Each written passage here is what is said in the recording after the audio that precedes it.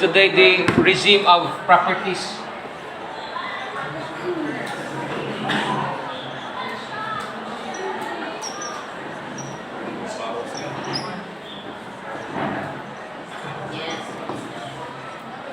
That governs between husband and wife.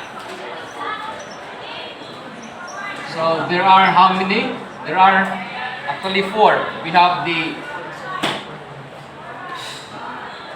absolute community of properties.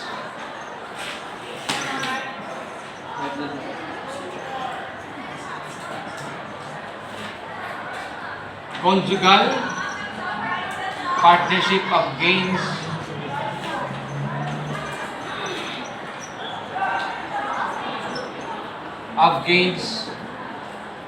Complete separation of properties.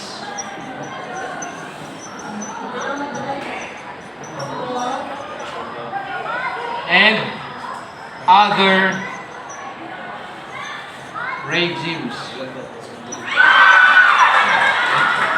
So what do you mean by absolute community of properties?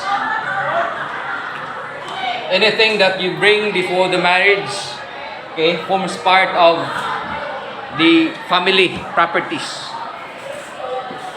Conjugal partnership of gains, whatever you bring is yours, but the product thereof belongs to the family. Okay? While complete separation of properties means that whatever you have, whatever is yours that you bring is yours, including its products, okay, and income. Only that you're going to share the expenses of the family based on what is needed. Now, also any other regimes that may be agreed upon by the parties. Now, sometimes these are called prenuptial agreement, okay, or agreement that governs before the marriage. In the absence of a prenuptial agreement, then after August 3, 1988, the default regime of properties is absolute community of property. But before August 3, 1988, the governing law is conjugal partnership of gains. Okay?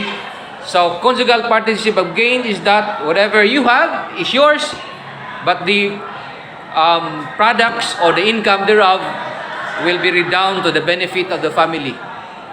Okay? So right now, after August 3, 1988, the governing law or the default regime of properties is absolute community of properties. So whatever you have, whatever you bring, belongs now to both parties. It is now owned by the family. Now, are there exception to that rule? Yes, there is. If the property is owned by or acquired by the person through an onerous title, okay, such as purchase or a donation, okay, that belongs solely to the person or to the spouse. Okay?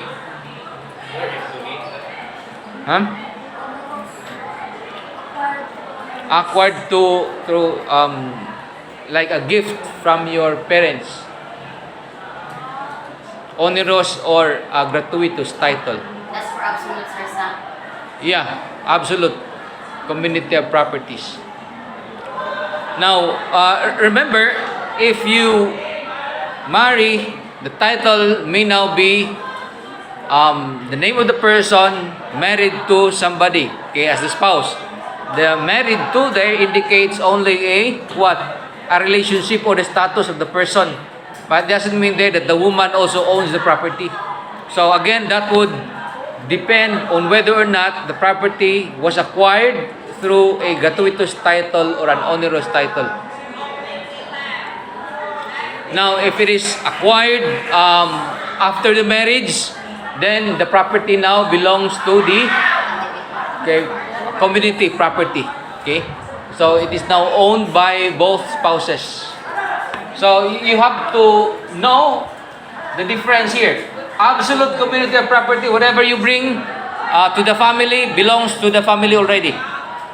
Conjugal partnership of gains, whatever you have, okay, it's yours, but the product or income thereof belongs to the family.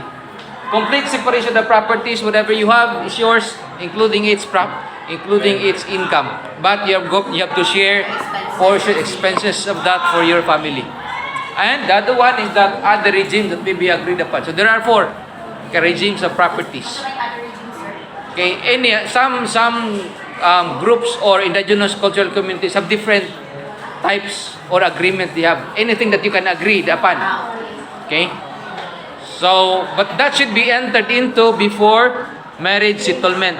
Because in the absence of the marriage settlement, the governing law is absolute community of property. That means whatever you have, whatever you bring belongs to the family. Okay? So what do you call that agreement that it's entered into before the marriage? It's called the prenuptial agreement. Okay?